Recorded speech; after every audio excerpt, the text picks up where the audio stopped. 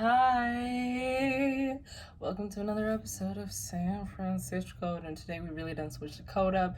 I just came from the only Kenyan American wine bar in the United States. If you don't know, I'm Kenyan and American, and to spend my night at a Kenyan American wine bar, I'm so blessed.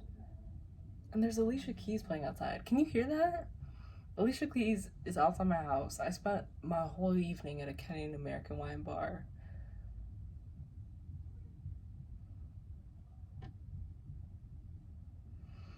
Whew, Lord. Life is amazing in ways that I never thought that it would be. So if you don't know me personally, you wouldn't know that I have a lot of mental health shit going on. And part of that is being... I had depression for a really long time and with that came being super suicidal. And I saw a post on Instagram today that talked about how it was a post from someone else who was also suicidal before about all the things they would have missed if they killed themselves. I'm so sorry I didn't put a trigger warning on any of this, but now you know that's what I'm talking about. And it's just so wild to think about all the moments I would have missed if I actually ended my life like I had wanted to or tried to. Anyway, I had a really good day today. What did I do today? Typical rundown. I was at WeWork, obviously, working on my book. So that I sent the first 3 chapters of my book out. I'm writing a book. What is my life? Anyway, moving on. We're gonna pretend like I didn't just say that because that sounds so obnoxious, but also so crazy. I'm writing a book. I'm writing a book about growing through imposter syndrome. I'm so excited for this book. I just want people to stop fucking having imposter syndrome. It's so annoying and so stupid. You're a qualified human being. You're not a... Lord help me. You're not an imposter. You're not a fraud. By your own definition of being a fraud, everyone is a fraud.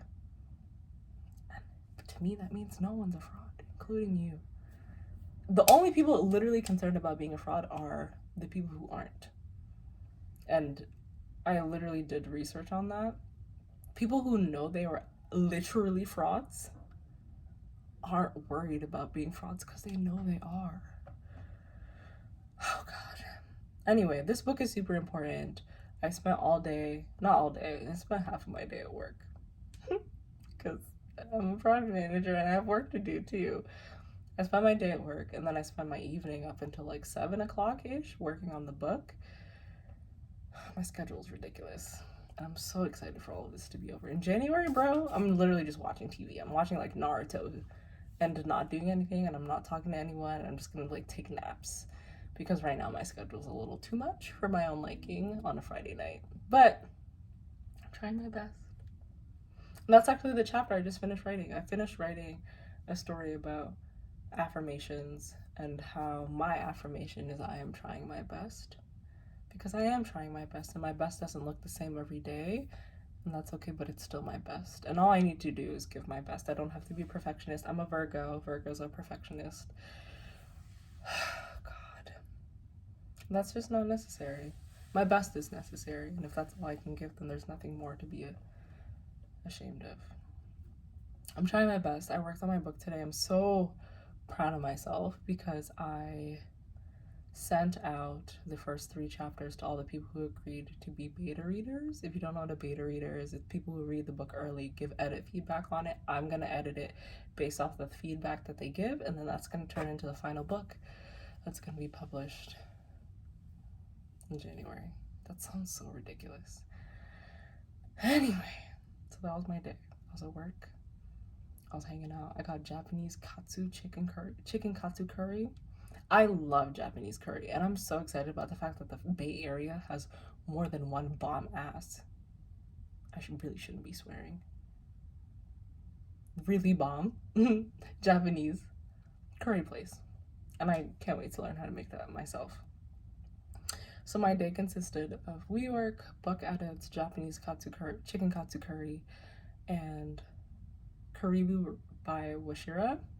If you didn't watch the previous episode where I mentioned this, Karibu by Wachira is a woman, a Kenyan American woman, black Kenyan American black woman who end to end owns her own wine brand. So not just she takes a bottle of wine and puts her label on it. Not that there's anything wrong with that, but she literally owns the grapes, the whole entire process, the wine tasting, the bar, all of it. And I'm just so proud of her. I'm so proud of her. And I met her today, and we hung out all night, and she's so nice. Oh God. There are literally such amazing people on earth, and I hope one day I can be one of them. Am I happy? Yes. Am I fulfilled? Yes, because I made progress in writing my book. What did I learn about Oakland? There's a wine bar called Karibu, which means welcome in Swahili. Which means welcome in Swahili, by this woman named Wachira. Her first name's Christine. And it's so beautiful. It's such a beautiful experience. Oh my God. So when I signed my offer at my job, I said I didn't want to move to the Bay Area. I didn't want to move to San Francisco. And it's right, I didn't want to move to San Francisco. But Oakland is different. Oakland is so black and so cultural and so beautiful and much warmer and friendlier. And the car culture here is amazing. And the fact that I spent my Friday night with amazing Kenyans, it felt like I was at a wedding. Like, I just spent the whole night dancing and talking and being so close to people that I just met 3 hours ago. And it feels like college. It literally feels like college again. And college is such a beautiful experience. Some people are like, oh, it feels like college sounds childish, but college was such a beautiful thing. Like, I met a lot of people who embraced me really openly, even though they didn't know who I was. And to have that experience again, so beautiful. Point is, Oakland, the Bay, have exceeded my expectations. I'm moving into my apartment on Friday, and I'm sure that's probably going to exceed my expectations too. And there's nothing that I ever did to deserve this. I mean, I worked really hard for it. LOL. Don't talk to me about experiencing imposter syndrome while writing a book about imposter syndrome. I have no interest in having that discussion. It'll be its own section of the book. But yeah, all I did was work hard for this, and now I'm experiencing it, and it just feels so undeserved. It was such a beautiful night. What did I learn about Oakland? Karibu Wachira is an amazing wine bar that is just, not just because I'm Kenyan. I don't like it just because I'm Kenyan. It's a vibe, no matter who you are. And if you ever want to come to Oakland and hang out with me, I'm down to take you. Feel free to bring it up, suggest it. And what did I learn about life in general? It's really rewarding to get your work done and then go out. It's one thing to be like, oh, I deserve to go out, and then just go out, and that's your own business if that's how you decide to roll. But all I know is that for me personally, I had to finish, I think I edited 4 chapters of my book today before I was willing to get a little dressed up and go to this wine bar. And that made me have a better night because I enjoyed it guilt-free. And I knew that, I did my work, and now it's time for me to fully have fun.